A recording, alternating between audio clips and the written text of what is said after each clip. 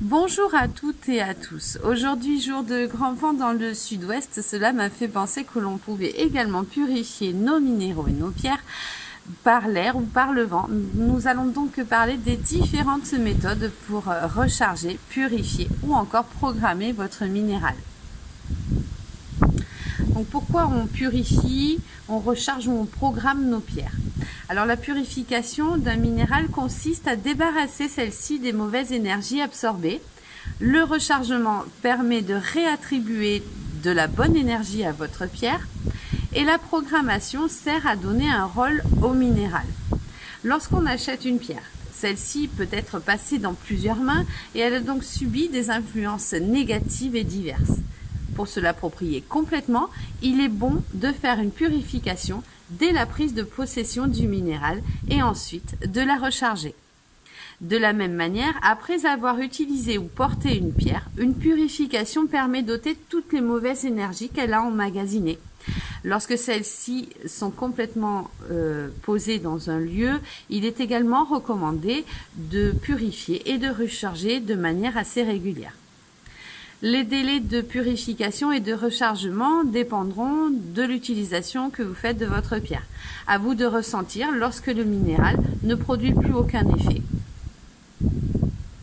Comment peut-on purifier nos minéraux? Il existe un certain nombre de méthodes de purification. Par l'eau, c'est une méthode assez classique où il vous suffit de plonger la pierre dans de l'eau claire, filtrée, déminéralisée ou encore distillée. Vous savez, c'est l'eau des fers à repasser pendant quelques heures. L'idéal est de purifier votre pierre dans de l'eau de rivière.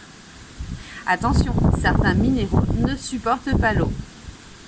On peut également parler d'une méthode de purification par le sel. Je ne suis pas très pour, mais on va quand même en parler. On plonge la pierre dans du gros sel cristallisé environ 1 heure et ensuite on la rince à l'eau claire. Donc toujours pareil, attention, certains minéraux ne supportent pas non plus le sel. Vous pouvez abîmer vos pierres. Par l'encens, il s'agit de disposer votre minéral dans la fumée produite par l'encens. C'est une technique assez idéale pour les petites purifications quotidiennes. On va utiliser de l'encens de sauge blanche, de benjoin ou encore de sang de dragon. Par la terre, il faudrait enterrer votre pierre en terre et la laisser au minimum 24 heures. L'idéal, ça serait de la mettre à côté d'une plante à fort potentiel énergétique. Par le son, il est reconnu par ses capacités purificatrices, c'est le bol tibétain. Il peut être utilisé pour utiliser vos pierres. Il suffit tout simplement de disposer votre minéral dans le bol tibétain et de le faire teinter. Cela dit, ça reste une méthode quand même assez brutale. Par l'argile, on plonge les minéraux dans de l'argile mélangée à de l'eau et une fois que l'argile est séchée, on rince la pierre à l'eau claire. Par les arbres, et oui, c'est une méthode dont on parle assez peu et pourtant elle existe. Il suffit juste de mettre votre pierre dans le creux d'un arbre choisi au préalable pour ses propriétés énergétiques.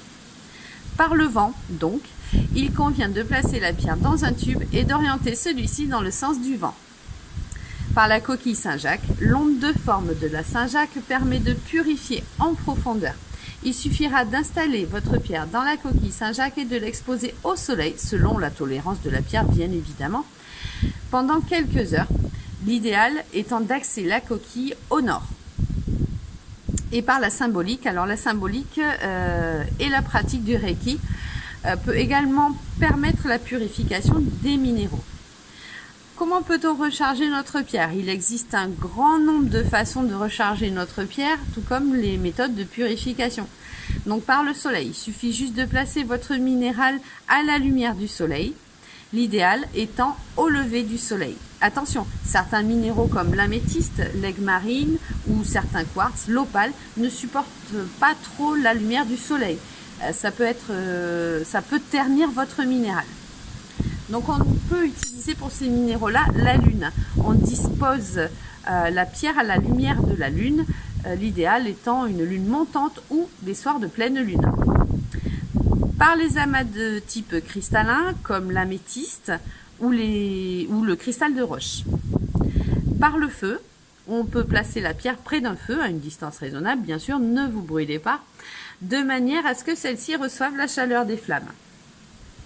Par les formes, on peut utiliser des pyramides, des cristaux biterminés ou encore des pointes de cristaux que l'on disposera autour de la pierre à recharger. Pointe orientée vers le minéral évidemment. Ces formes permettent une meilleure circulation énergétique. Par le magnétisme, certaines personnes disposent d'un magnétisme accru et peuvent donc recharger les minéraux en réalisant une apposition des mains. Par les symboles, nous avons déjà observé que la pratique du Reiki permet la purification des pierres, donc elle peut aussi les recharger. Moi, j'utilise également l'onde de forme de fleur de vie. Comment peut-on programmer un minéral? Il s'agit tout simplement de mettre toute son intention dans la pierre, de visualiser le travail que l'on souhaite réaliser avec elle en la tenant dans les mains, en méditant dessus ou encore en la posant sur votre chakra du troisième œil en projetant en elle l'effet que vous souhaitez lui apporter.